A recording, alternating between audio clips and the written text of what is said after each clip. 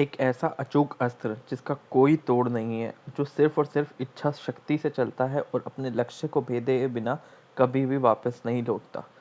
तो दोस्तों, मैं भरत शर्मा स्वागत करता हूं आप लोगों का आपके अपने चैनल इन्फोबस क्रिएशंस पे। चैनल को आपने अभी तक सब्सक्राइब नहीं किया है तो जल्दी से सब्सक्राइब का बटन दबा दें और बेल आइकन को ऑल पे कर लें, ताकि जब भी कोई नई वीडियो आए तो उसकी नोटिफिकेशन आप लोगों को मिल जाए। तो दोस्तों, आज हम बात करेंगे भगवान विष्णु के उस अमोघ चक्र, उस अस्त्र के बारे में जिसका कोई तोड़ नहीं है और जो भगवान विष्णु की तर्जनी उंगली पे विराजमान है। एक ऐसा अस्त्र जो हमेशा जब भी भगवान विष्णु को ज़रूरत पड़ी है किसी भी राक्षसों के वध की या किसी के संहार के लिए, तो उन्होंने उसका इस्तेमाल किया है।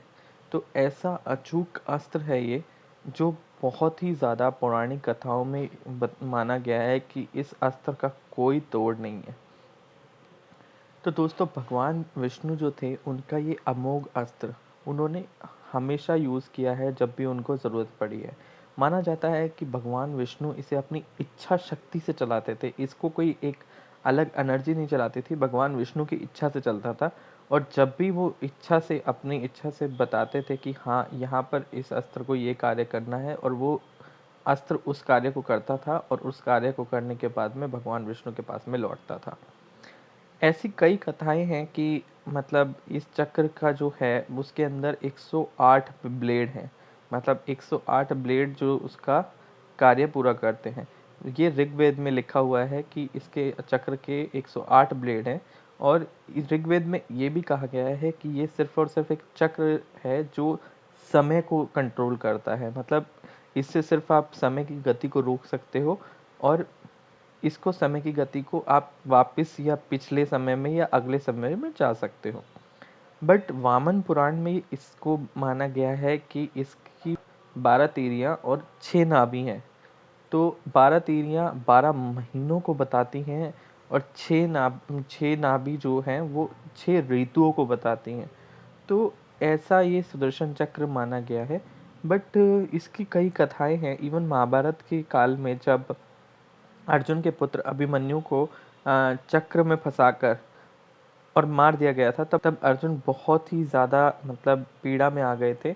और उन्होंने युद्ध को छोड़ने के लिए ये बोल दिया था कि या तो कल तक मैं जयद्रथ को मार दूंगा जिसने मेरे पुत्र को मारा है, या फिर मैं खुद को अग्नि में मतलब सुहा कर दूंगा। तो इस इसके कारण जब भगवान श्री कृष्ण ने अगले दिन जब हुआ, तो जो जयद्रथ की सेना थी वो पूरे दिन जयद्रथ की रक्षा करती रही। तो जब अर्जुन बहुत ही ज़्यादा मतलब उदास होने लगे थे, तो भगवान कृष्ण ने अपनी माया से क्या किया कि जो सूरज था उसको डुबो दिया था। मतलब सूरज को गायब कर दिया था कुछ टाइम के लिए। तो कौरवों को लगा कि वो जीत गए। मगर जब उन्होंने अपनी माया से वापस सूरज का उदय किया, तो अर्जुन ने जयद्रथ का वध किया। और इसके चक्र के कारण उन्होंने क्या किया था कि जो समय था वो उसको बदल दिया था। ऐसा एक बार नहीं, ऐसा दोबारा भी किया गया था। जब भगवान कृष्ण ने अर्जुन को बोला था, अर्जुन को उपदेश दिया था गीता का, जब समय को रोक दिया गया था, क्योंकि अर्जुन युद्ध में नहीं आना चाह रहे थे और युद्ध के लिए उन्होंने मतलब बहुत ज़्यादा दुख में पीड़ा में आ गए थे। तो इसी वजह से वो युद्ध में आना नहीं चाह रहे थे। तब अर्जुन को उपदेश दिया था भगवान कृष्ण ने कि ये तुम्हारा कर्म है, यही तुम्हारा कार्य है जो तुम्हें पूरा करना है। तो उस टाइम पे चक्र से पूरा का पूरा समय रोका, और वापस से फिर जब पूरा उपदेश दे दिया था उन्होंने, तो वापस चक्र से उसी समय को वापस चला दिया। तो इसलिए इसको चक्र को टाइम का भी माना जाता है। और कुछ पौराणिक कथाओं में ये भी माना जाता है कि ये कोई हथियार नहीं है। और हथियार इसलिए नहीं है कि इसको सिर्फ और सिर्फ भगवान की जो इच्छा शक्ति है, इच्छा शक्ति से ये अग्नि और वायु से मिला हुआ कुछ बनता है चक्र, और उसी से ही भगवान विष्णु इसको यूज़ करते हैं। और इवन ऐसा भी नहीं है, इसके बहुत सारी और भी चीज़ें हैं। माना जाता है कि वामन पुराण के अंदर माना जाता है कि जो इसका जो सेंटर पार्ट है वो वज्र का बना हुआ है। तो और इसके 108 ब्लेड हैं। बट ऐसा नहीं है, इसकी कथा एक और है जो शिव पुराण से कही गई है।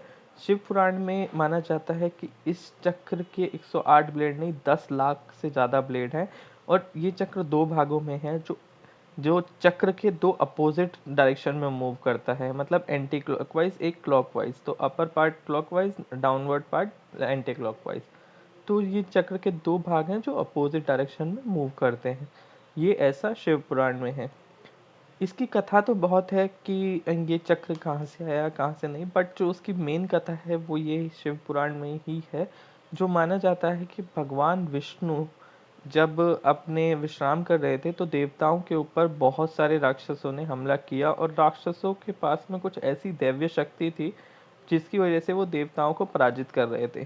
तो सारे देवता जब भगवान विष्णु के पास में मदद के लिए आए तो भगवान विष्णु ने उनसे राक्षसों से युद्ध किया, मगर जब भी भगवान विष्णु राक्षस से युद्ध करते थे तो वो बार बार ठीक होके वापस आ जाते थे उस शक्ति की बदौलत। तो भगवान विष्णु ने महादेव के पास में जाना उचित समझा। महादेव से उन्होंने प्रार्थना की, मगर महादेव उस टाइम पे तपस्या में थे। तो भगवान विष्णु ने अपने तपस्या की भगवान शिव के लिए। तो महादेव के जब तपस्या कर रहे थे तो उन्होंने हर दिन 108 फूल महादेव पे चढ़ाते थे। तो ऐसे एक दिन जब महादेव को पता चल गया कि भगवान विष्णु तपस्या में लीन है, उन्होंने क्या किया कि एक फूल को छुपा लिया। तो भगवान विष्णु को जब वो फूल नहीं मिला कमल का, तो उन्होंने क्या किया कि अपनी जो एक आँख है, उन्होंने बोला कि मेरी एक आँखें जो हैं वो कमल के समान ही है। तो उन्होंने अपनी एक आँख उस कमल के बदले भगवान शिव के ऊपर चढ़ा दी। तो इस चीज से भगवान शिव बहुत प्रसन्न हुए और उनको वरदान के रूप में एक ऐसा अस्त्र दिया जिसके कारण वो किसी का भी संहार कर सकते हैं और वो बहुत ही ज्यादा अचूक होगा। तो ये एक मेन कथा है जो भगवान विष्णु के ये सुदर्शन चक्र से जुड़ी हुई है। ऐसी एक और कथा भी है कि भगवान जो विश्वकर्मा है, उन्होंने इस अस्त्र का निर्माण किया था सूर्य की रोशनी से। और ऐसे तीन चीजें बनाई थी सूर्य से, एक सुदर्शन चक्र, एक भगवान शिव का त्रिशूल, और जो तीसरा बनाया था उन्होंने वो था पुष्पक विमान। तो ऐसी तीन चीजें भगवान विश्वकर्मा जी ने बनाई थी, मगर इसका कोई एक मतलब प्रूफिंग नहीं है। माना जाता है कि भगवान विष्णु ने एक हिरग्रीव नाम के राक्षस को मारा था चक्रवत पर्वत पे। तो उसी से उन्होंने ये मतलब जो चक्र था उससे ले लिया था ताकि वो इसका गलत इस्तेमाल ना कर पाए। मगर पुराणों में ये चीज लिखी गई है, ये चीज कही गई है कि भगवान विष्णु का जो ये चक्र है सुदर्शन चक्र, इसका इस्तेमाल कोई भी नहीं कर सकता, इसलिए इस कथा को बिल्कुल भी मान्य नहीं माना गया है। तो ऐसी कई कथाएं हैं जो मतलब भगवान विष्णु के सुदर्शन चक्र से रिलेटेड है, बट जो मान्यता प्राप्त है वो सिर्फ और सिर्फ शिव पुराण की ही कथा है। तो ऐसी कई चीजें हैं। और बट आज के टाइम पे वो सुदर्शन चक्र है कहाँ, क्योंकि भगवान विष्णु के जो आखिरी अवतार थे भगवान कृष्ण, उनके उन्होंने ही लास्ट सुदर्शन चक्र को यूज किया था, और उसके बाद में जब उन्होंने देह त्याग दी थी तो सुदर्शन चक्र धरती के अंदर कहीं समा गया था।